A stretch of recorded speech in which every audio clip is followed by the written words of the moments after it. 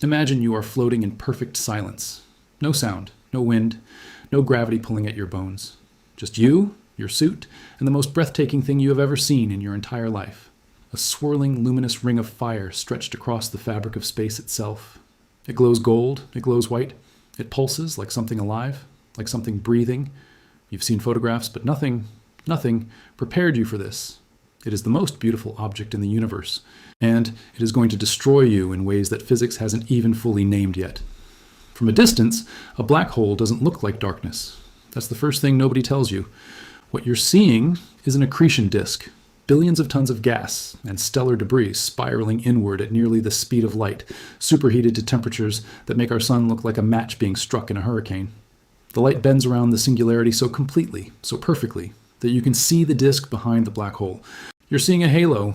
You're seeing physics bending reality into something that looks like art. It looks like God left a nightlight on. You drift closer. Your instruments are reading things they weren't designed to measure. And somewhere in the back of your mind, something ancient and biological is screaming at you to stop. But here's the problem. You can't. Because the moment you crossed a certain invisible line in space, a line with no marker, no warning, no physical sensation, the black hole already won. That line is called the event horizon, and you crossed it about 3 minutes ago. Nobody told you because there was nothing to feel. No jolt, no alarm, no sudden darkness, just silence and beauty, and the slow realization that every atom in your body is now moving toward the same destination, a point smaller than a proton, where space and time stop functioning as concepts. The event horizon isn't a wall, it's a sentence. And here's what nobody fully explains.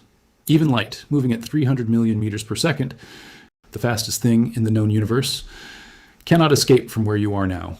You are inside the mouth of something that has been eating the universe for millions of years. And it is patient. It has all the time in the world. More time than you do, anyway.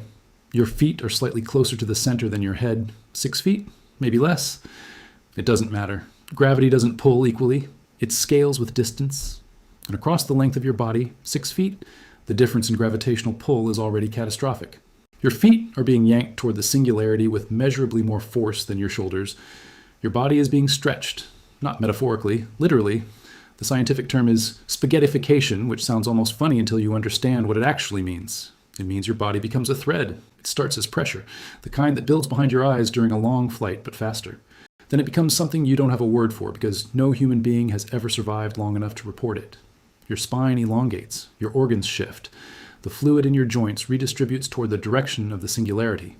You're being drawn out like taffy, a slow molecular unraveling, while the tidal forces rip the chemical bonds between your cells apart like wet paper. But here's something worse. For a stellar mass black hole, the small ones, relatively speaking, this process takes seconds, maybe less. You wouldn't have time to register what was happening before it was over. For a supermassive black hole, the kind sitting at the center of galaxies, the kind 1,000,000 times the mass of our sun, the tidal forces at the event horizon are actually gentler, which means you survive longer, which means you fall further, which means you have time to understand what is happening to you. And this is where things change. General relativity is not a theory, it is the operating system of reality. And it says something about where you are right now that should make every part of you go cold. Time slows near massive objects. The stronger the gravity, the slower time moves.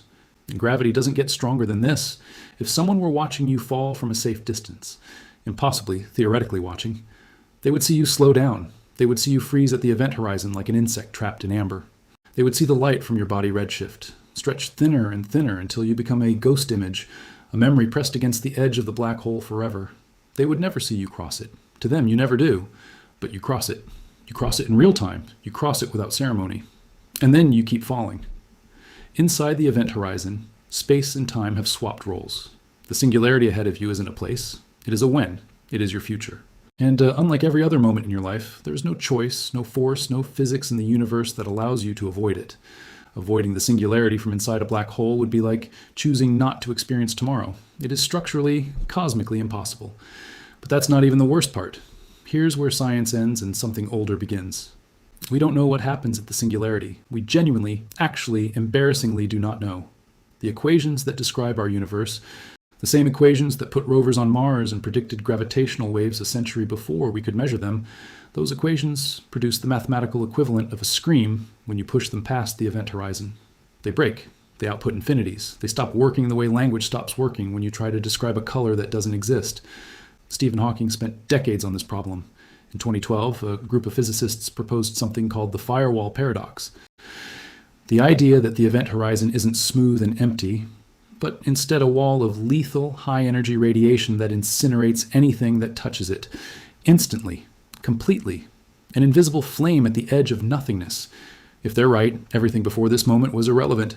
You were dead the second you crossed. If they're wrong, you fall, and you keep falling, and the singularity gets closer, and the tidal forces increase, and the atoms that built you, atoms forged in dying stars billions of years ago, begin to come apart at the seams. Either way, you're not leaving. At some point, and no human instrument has ever measured it, no human mind has fully conceived it, your body stops being a body. You become information. That's not philosophy, that's physics.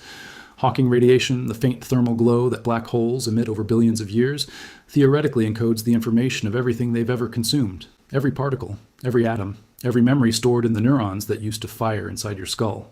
You don't die, exactly. You are translated into something the universe was never designed to read.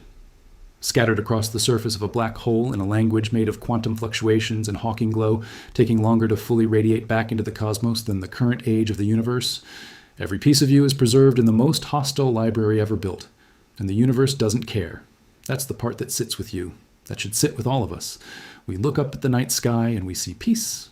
We see beauty. We see stars and we make myths about them. We name them. We aim our telescopes at them like we belong here. Like the cosmos was built with us somewhere in mind. It wasn't. The universe is not hostile. Hostility requires intention. The universe is simply indifferent. Vast, cold, operating on rules that were written before life existed and will continue long after the last star burns out. Black holes are not weapons. They are just gravity doing what gravity does, at a scale we were never built to survive. We are not the point of this story. We are a brief warmth on a small rock spinning around a medium star, in the outer arm of a galaxy that doesn't know we exist, 300 million light years from the nearest black hole that could swallow our entire solar system and not notice the meal. The universe doesn't hate you. It just doesn't see you, and somehow, that is so much worse.